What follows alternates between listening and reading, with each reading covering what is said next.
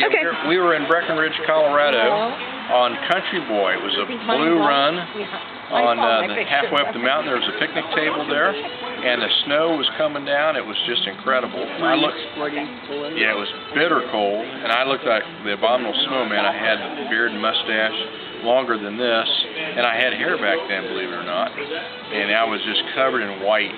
And our friends were waiting for us to come down to the bottom, and we didn't come, and I proposed on that picnic table there. Oh. And she said yes. Can you believe that? Yeah, so how did you ask it? Did you say, will you marry me? Will you be my wife? I asked if she would marry me, and she said yes. Aww. Did you have she laughed, and then she cried. Aw. Did she kiss you? Absolutely. Okay, now, Aunt Judy, how were you feeling at the moment you realized that this was the big question? I was like, I'm freezing.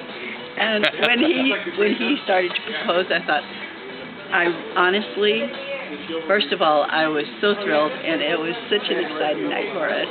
And then I was afraid he was going to drop the ring in the snow trying to get it on my finger because I had to take my gloves off and all that. And then we had a crunchy kiss because when you kissed and you got frozen icicles on your mustache.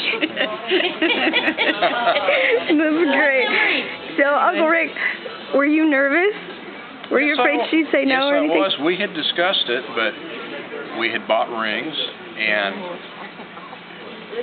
Judy knew that I was going to ask her sometime, but this was months later, and she was, I think, quite concerned. But I knew all along. We'd planned this ski trip the fall before, and I knew that we loved Colorado, and I knew that's where I wanted to propose to her at. And she waited, and it was in February or March of '84. February 25th. February 25th, okay. Aww. And we went out on a bus trip with a bunch of our friends. There was 40 of us, so everyone got to enjoy it. And it was great. It couldn't have been more romantic, I don't think. And how long had you guys been dating before you? 4 years. Now. She doesn't let me forget that. Now, what's the story? There's a song. Desperado, I believe, is the song. Now, what's the story behind the song? Desperado, the Eagles song? Uh-huh. And at the end it says, don't... That's not it, I don't think. Oh, it's the words of... why don't you come to your senses? Yep. Yeah. Well, a buddy of mine, Junior, he was an usher in our wedding. He had a graphic thing to say that I'm not going to put on tape, but he pretty much says, "Coop, you got to or get off the pot." So I got off the pot. Yeah, that's the words. Oh, okay, and that's it. That's it. Let somebody love you. Words too. Yep. That's the one that inspired you to finally commit? Yeah, I was a slow student, as you can tell. But I wisened up. Okay, well, that's good. I know. How did you guys meet?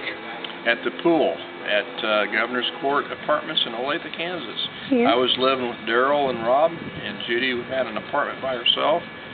It was just a horrendously hot summer, 1980, in June. And Judy and a friend of hers were down there, and Daryl and I met them, and the girls decided they were going to have a volleyball match for singles, and they put postings up around the apartments that they knew were single, including ours, and we came to it. And Daryl started dating Sherry, and Judy and I started dating, and 29 years later, here we are. There you go. So when was the moment for both of you when you went, I really think I love this person?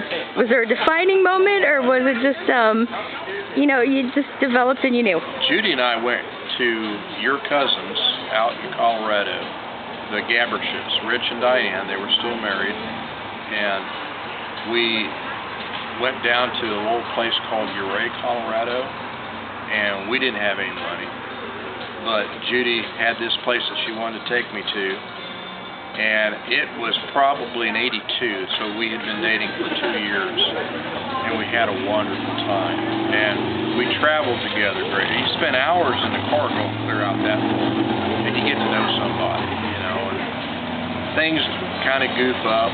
and don't go the right way. And you can see how they handle adversity, and they can see how you handle adversity.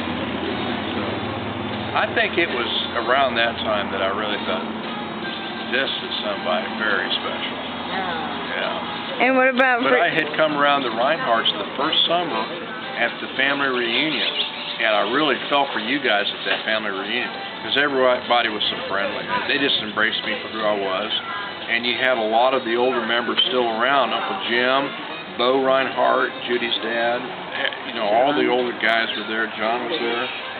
And everyone was just so friendly to me. I thought, this is a neat family. And they've always been. All these 29 years, they've been great. Thanks. And what about you, Aunt Jude? When did you know you fell in love with this one? And I have to say, the classic cars were the icing on the cake, because Rick really liked it. That's true. Before I met you guys, we pulled into the parking lot at the reunion, and there's, Kevin's car, and Bob had that 55, that black one, and I can't remember what else is drawing a blank right now. I haven't seen your phone. I thought, these guys are my kind of guys, So. It does help that you can talk car shop with them. Yeah. All right, so when did you fall in love, Aunt Jude?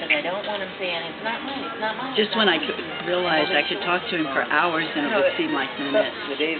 And he was just so open and she could never get me to go home at night. Kind and polite. Now, and he was always so patient and... Well, I remember a story about how you were supposed to go meet somebody for a barbecue or something. And why don't you tell that story, Aunt Jude? Actually, he had worked that morning at JCPenney's, got off at noon, came over to my house for lunch, and we were supposed to meet some friends at school at 1:30.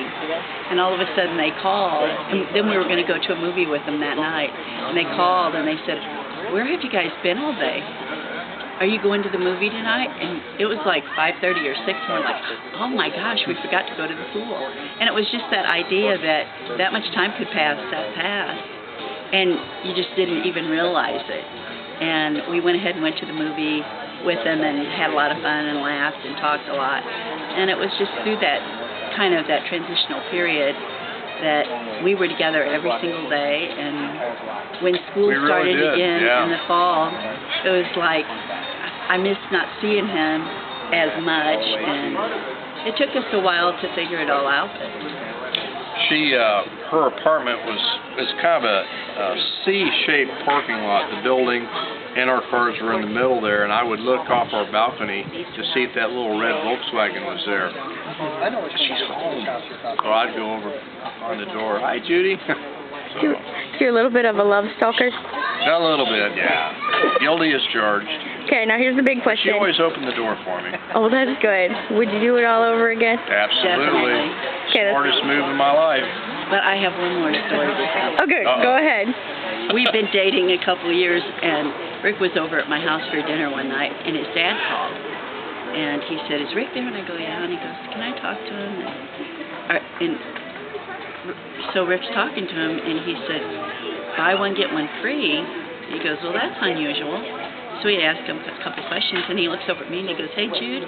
He goes, "Dad wants to know if we want to buy cemetery lots next to him and Mom." And I went, "What?"